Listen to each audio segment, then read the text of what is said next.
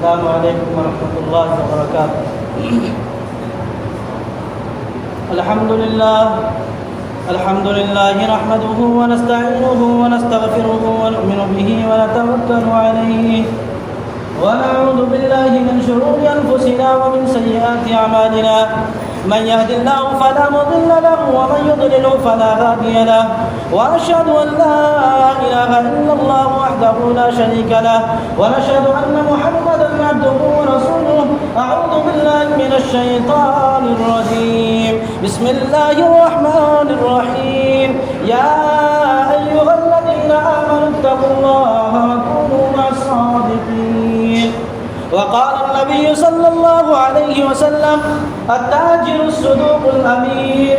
مع النبيين والصديقين والشهداء۔ وقال النبي صلى الله عليه وسلم: التاجر يحشرون يوم القيامة فجارا إلا من اتقى وبر وصدق، أو كما قال عليه الصلاة والسلام۔ میرا محترم بزرگوں، دینی و ایمانی بھائیوں، اللہ رب العزت کا احسان ہے کہ اللہ رب العزت نے ہمیں آپ کے سامنے کچھ باتیں کہنے کی توفیق عطا فرمائی۔ دعا کریں کہ اللہ رب العزت ہمیں صحیح لفظ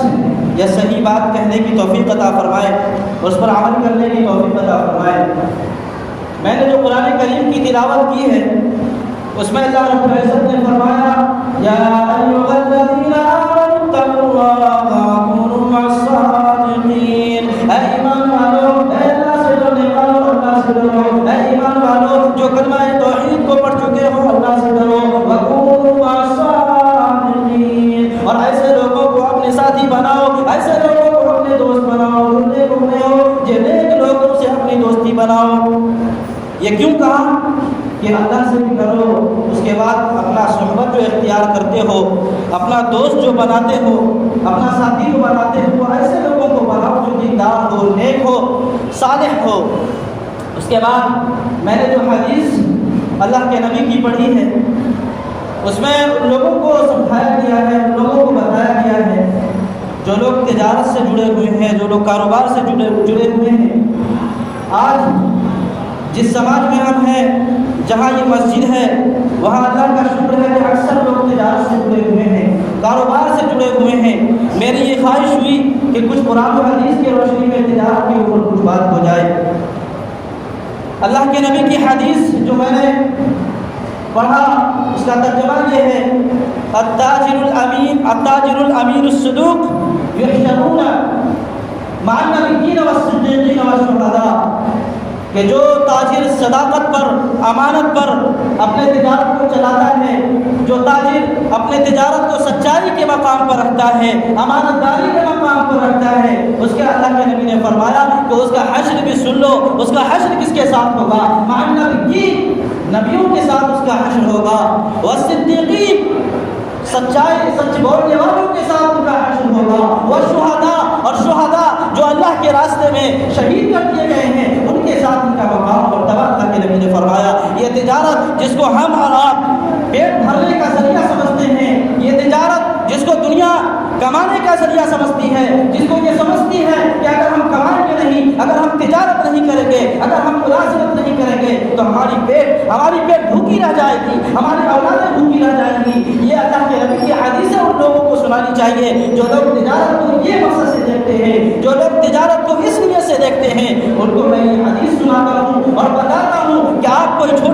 چھوٹے درجے کے انسان نہیں ہیں، آپ کوئی چھوٹا مقام حاصل کرنے والے انسان نہیں ہیں۔ یہ تجارت جہنم میں پہنچانے کا راستہ بھی ہے، یہ تجارت جنت سے جنت میں پہنچانے کا راستہ بھی ہے، لیکن اس کو اختیار آپ نے کرنا ہے، اس کو اختیار آپ کو کرنا ہے کہ ہمیں جنت کا راستہ یہ تجارت کو بنائے یا جہنم کا راستہ بنائے۔ اس کے بعد دوسری حدیث میں نے پڑھی: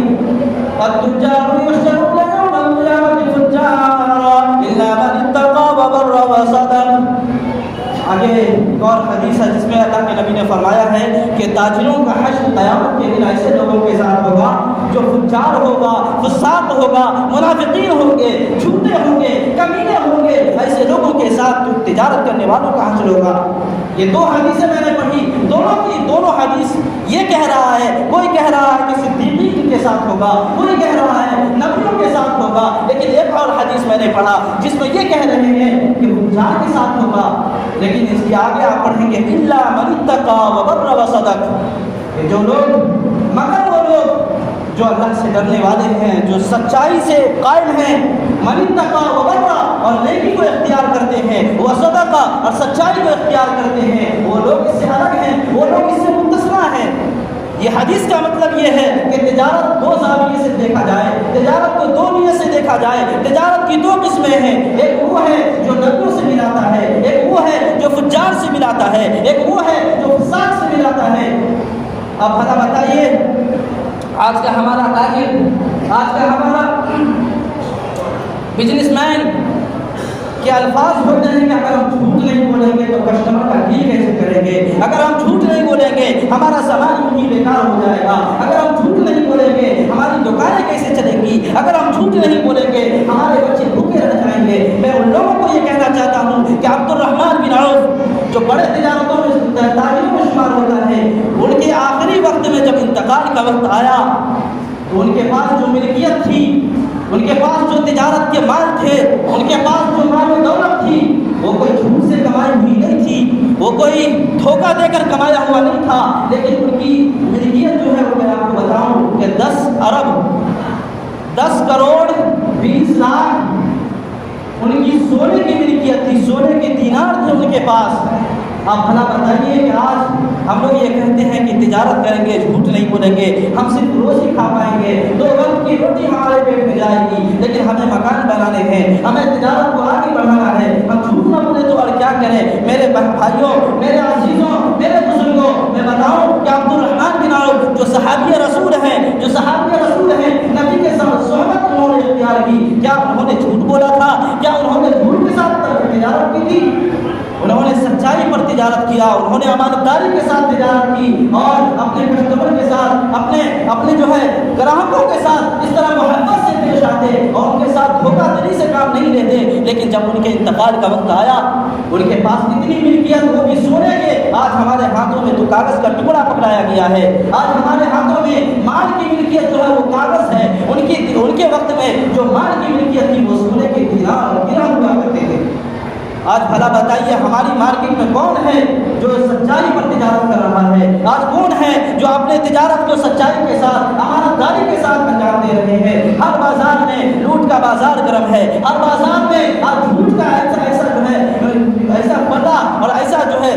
ڈرامہ کیا جاتا ہے کہ آج تاجر پریشان ہیں۔ ان کی پریشانی کی سبب صرف یہ ہے، ان کی پریشانی کی سبب صرف یہ ہے کہ انہوں نے اپنے کاروبار کو تجارت کے کھمبوں پر ڈال رکھا ہے، انہوں نے اپنے بزنس کو ایسے دھوکے کے میناروں پہ ڈال رکھا ہے کہ ان کی میناریں جب آگے بڑھتی ہیں ان کے پاؤں ٹوٹ جاتے ہیں، ان کی تجارت جب آگے بڑھنے لگتی ہے، ان کا جو ہے اتنا مضبوط نہیں ہے، ان کا کمزور اتنا پایا ہو چکا ہے کہ وہ جب آگے بڑھنے کی کوشش کرتا ہے وہ نیچے چھوٹ جاتا ہے، وہ نیچے ٹوٹ جاتا ہے۔ آج یہ جھوٹ کا بازار گرم ہے، جھوٹ بولنے کی اجازت ہے، لیکن ایسے مقام پر جہاں جان پر وبال آ جائے، جہاں جان بچنا مشکل ہو جائے، میں حضرت مولانا قاسم نانوتوی رحمۃ اللہ علیہ کا ایک واقعہ بتاؤں، جنہوں نے اپنے جان پر بنے ہوئے حالات میں بھی جھوٹ سے اعراض کیا، جھوٹ سے بچنے کی کوشش کی اور ٹول مٹول کر کے اپنے آپ کو بچایا۔ وہ واقعہ یہ تھا کہ حضرت مولانا قاسم نانوتوی رحمۃ اللہ علیہ کے خلاف ایک وارنٹ جاری ہوا، ان کے خلاف ایک مقدمہ جاری ہوا، ان کے خلاف ایک کیس مقدمہ درج ہوا۔ جب ان کو ڈھونڈتی رہی پولیس، سرکاری ملازمت نے ڈھونڈتا رہا، پریشان ہوتا رہا، وہ لوگ یہ سوچتے رہے کہ مولانا قاسم کا نام تو اتنا اونچا ہے، اتنے بڑے عالم ہیں، ان کا لباس اس طرح ہوگا، ان کا جو ہے دیکھنے کا انداز کچھ اور ہوگا، وہ خوبصورت انداز میں ہوں گے، وہ خوبصورت لباس میں ہوں گے، لیکن ان کا ایک طریقہ تھا کہ وہ ہمیشہ سادگی کو اپناتے تھے۔ ان کا طریقہ تھا کہ وہ لنگی اور کرتے میں تہبند میں رہتے تھے۔ جب حضرت مولانا قاسم صاحب مسجد میں تشریف فرما تھے، پولیس آئی، کہنے لگے میاں آپ تو کوئی خادم لگتے ہو مسجد کا، آپ تو کوئی نوکر لگتے ہو مسجد کا، بھلا یہ تو بتاؤ کہ مولانا قاسم صاحب کون ہیں؟ حالانکہ اس وقت مسجد میں کوئی نہیں، صرف مولانا قاسم صاحب دیوار سے ٹیک لگائے بیٹھے ہوئے تھے۔ انہوں نے جب یہ الفاظ سنے کہ حضرت مولانا قاسم نانوتوی کے خلاف جو وارنٹ جاری ہوا تھا، ان کے خلاف ان لوگوں نے ڈھونڈ میں آیا ہے، آج اگر میں اس کے ہاتھ لگ گیا یہ مجھے جیل میں ڈالے گا، یہ مجھے پریشانی میں ڈالے گا، ہو سکتا ہے میری جان میں بھی آ سکے۔ انہوں نے ایسے وقت میں البلایا نہیں، پریشان نہیں ہوئے، بلکہ اپنی جگہ سے اٹھے اور تھوڑا 2 قدم پیچھے ہٹ گئے اور کہنے لگے ابھی یہاں بیٹھے ہوئے تھے، اب آپ جس کو ڈھونڈ رہے ہیں مولانا قاسم صاحب کو، ابھی کچھ دیر یہاں بیٹھے ہوئے تھے، بھلا بتائیے پولیس ایسے دماغ نہیں لگا سکی، پولیس یہ سوچ بھی نہیں سکا کہ یہی ابھی بیٹھے ہوئے تھے یہاں پر، لیکن 2 قدم ہٹ کر یہ بول رہے ہیں۔ وہ اگر دماغ لگاتا، وہ اگر سوچتا کہ ابھی 2 قدم، ابھی کچھ دیر پہلے 2 قدم ہٹا تو یہی ہے، یہی ہو سکتے ہیں مولانا قاسم صاحب، لیکن انہوں نے دماغ نہیں لگایا، انہوں نے قاسم صاحب کو چھوڑ کر مسجد چھوڑ کر باہر چلی گئی اور وہ ڈھونڈنے میں مبتلا ہو گئی، ڈھونڈنے کی کوشش میں لگے۔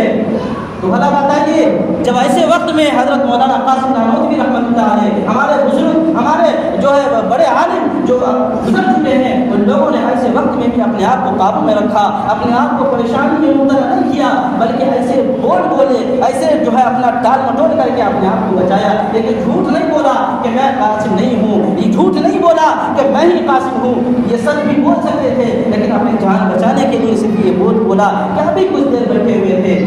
لیکن ابھی وہ نہیں یہاں پہ نہیں ہے۔ بھلا بتائیے جب وہ ایسے وقت میں سچائی کا دامن نہیں چھوڑ سکتے، جب ایسے وقت میں اپنے آپ کو جان بچانے کے چکر میں جب جھوٹ نہیں بولا، آج ہمارے لیے جھوٹ بولنا کیسے جائز ہو سکتا ہے؟ آج ہمارے لیے دھوکہ دینا، تجارت میں دغا بازی کرنا، اچھے مال کو نیچے دب اچھے مال کو اوپر رکھ کر نیچے گلا سڑا مال رکھ کر اس کو فروخت کرنا یہ کہاں سے جائز ہو سکتا ہے؟ میرے عزیزوں، آج یہ تمام معاشرہ، یہ تمام مارکیٹیں جو لوگ تجارت سے جڑے ہوئے ہیں، اپنے آپ کو جہنم سے بچانے کی کوشش کریں اور جنت کا راستہ جو اس تجارت کے ذریعے سے بن سکتا ہے اس کو اختیار کریں۔ آج ہمارا مذہب اسلام اس قدر آسان ہے، الدین یسر،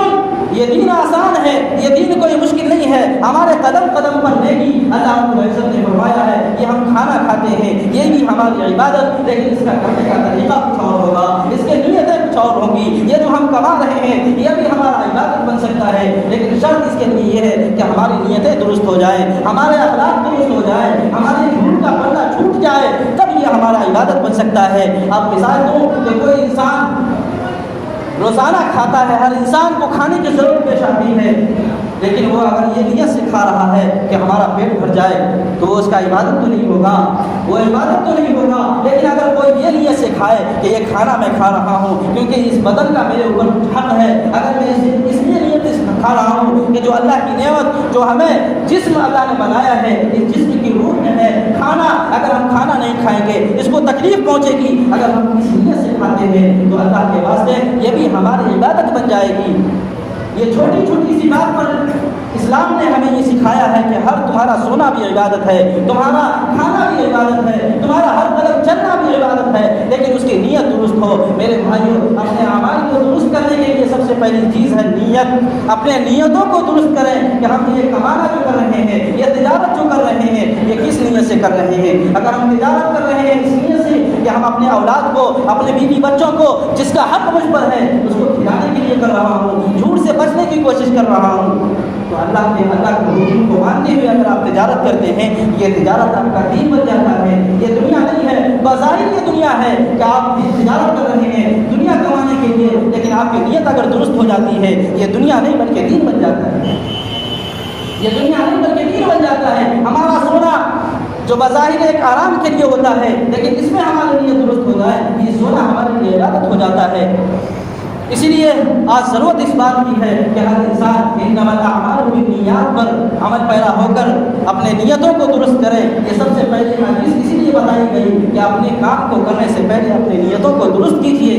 اپنے تجارت کرنے سے پہلے جب دکان کا افتتاح کرتے ہیں، فاتحہ کرواتے ہیں، قرآن خوانی کرواتے ہیں اور صرف اس پر اتفاق کر لیتے ہیں کہ ہمارا تجارت شروع ہوا ہے، قرآن کریم کی تلاوت سے ہمارا تجارت شروع ہوا ہے، کسی عالم کی دعا سے انشاءاللہ اس میں برکت ہوگا نہیں ہوگا۔ یہ قرآن کریم نہیں بلکہ آپ کی نیتوں کو اللہ دیکھے گا۔ اگر آپ کی نیت درست ہے تو کسٹمر انشاءاللہ آپ کے پاس آئے گا، آپ سے تجارت کرے گا، لیکن اگر آپ کی نیت درست نہیں ہے، صرف قرآن کے فاتحہ کرانے سے آپ اپنا پوری زندگی کو اس دکان سے جھوٹ بولنے پر، اس دکان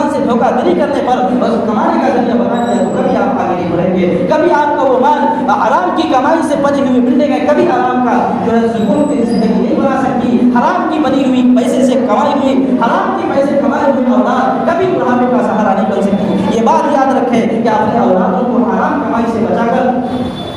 حلال رزق کھلانے کی جو ہے کوشش کیجیے تاکہ جب وہ بڑا ہوگا اپنے اعمال کو بھی اچھا بنائے گا, اپنے اخلاق کو بھی اچھا بنائے گا. جھوٹ سے جب آپ اعراض کریں گے, جھوٹ سے جب آپ بچیں گے, آپ کے بچے بھی انشاءاللہ جھوٹ سے بچنے کی کوشش کرے گا. اس لیے ہر انسان کو چاہیے کہ اپنے بچوں کے سامنے تو بالکل جھوٹ نہ بولے, اپنے بچوں کے سامنے کوئی ایسی لایعنی بات نہ کرے جس سے آپ کے بچے اس میں متاثر ہو کر وہ آپ کے انسان آپ کے اخلاق کو آپ کے معیار کو اپنا نمونہ بنا لے. بلکہ اپنے بچوں کو اعلیٰ معیار سکھائیے, اپنے بچوں کو اعلیٰ کردار سکھائیے اور حرام کی پیسے سے اس کو مت پائیے بلکہ حلال کی کمائی اسے کھلائیے. تجارت کر رہے ہیں اپنے نیتوں کو درست کیجیے, اگر کھانا کھا رہے ہیں اپنے نیتوں کو درست کریں تاکہ ہمارا 24 گھنٹہ کا جو ہر کام ہے وہ دین بن سکے, وہ عبادت بن سکے, کوئی دنیاوی غرض نہ ہو. اللہ کے واسطے یہ نیت اگر ہم کریں گے تو ہمارے آنے والی نسلیں جو ہوں گی وہ دین پر قائم رہیں گی, ہمارے آنے والی نسلیں ایمان پر قائم رہیں گی. اللہ رب العزت سے دعا ہے کہ اللہ رب العزت ہمیں کہنے سننے سے زیادہ